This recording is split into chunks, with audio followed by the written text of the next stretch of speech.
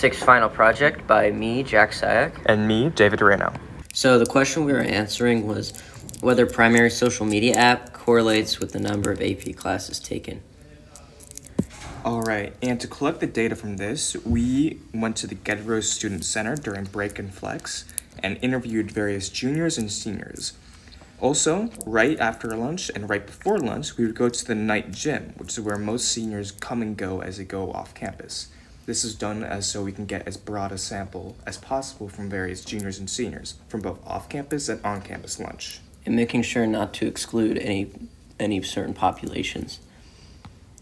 So here is a quick graph of our observed data, and you can see that on the left we have the y-axis we have number of AP classes, and the x-axis the number of AP classes, or the preferred social media app, how many times they responded to that.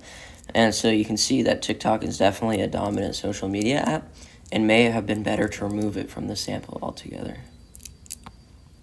So here we have the actual data on the observed is what we actually took and interviewed people for, and the expected is the calculated values. So as you can see, there's a big difference between the number of responders for TikTok compared to YouTube and the other category. The other category is where if your main social media app isn't mentioned, such as Snapchat or Twitter and stuff like that. And so we originally had 5 columns for enrolled APs, 0 through 5, but we decided to cut that down. We originally had 6 and we cut it down to 5. That way, because there wasn't a value over 5 on the fifth 5 APs. So what we're testing for is, we're doing a chi-square test for independence, and so the null and the alternate hypothesis are proportion 1 is equal to proportion 2, which is equal to proportion 3, which is equal to proportion 4. So what we're trying to solve is whether at least one proportion differs. So how will we solve the problem, and what 2 questions are we solving? Question 1, we are going to include the other category as seen before. Question 2 will be removing the other category to see if it skews the data at all, since there was such little response in that area. The way we're going to be calculating each bit is we're going to be solving for 2 main values, the test statistic and the critical value. The test statistic is calculated by putting in the observed values of list 1 and expected values in list 2 and calculating that.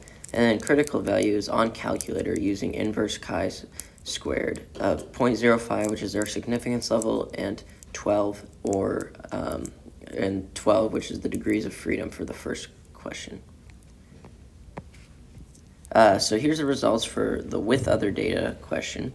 As you can see, the critical value is smaller than the 15.201, which means we reject the null. So here's the results without the other data. The data is decently similar and it ultimately doesn't change the outcome of the problem.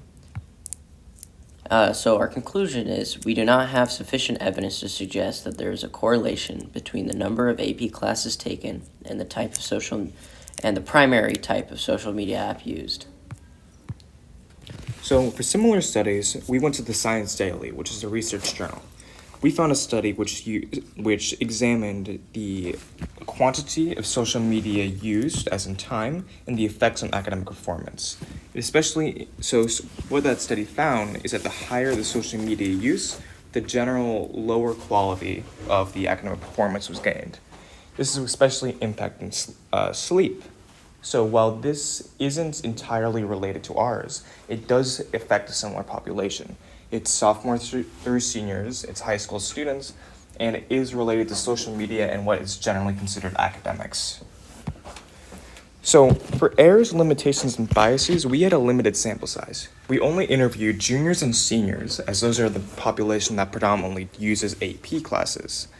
And there's obviously the popularity of some apps over others. As Jack said, TikTok was extremely popular for our population.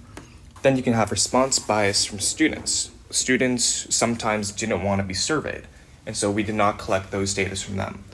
And then, of course, we only interviewed Jesuit students, and we ultimately were relying on convenient sampling because despite all of our best efforts to get a random sample, these all were Jesuit students that we happened to catch at the right place at the right time.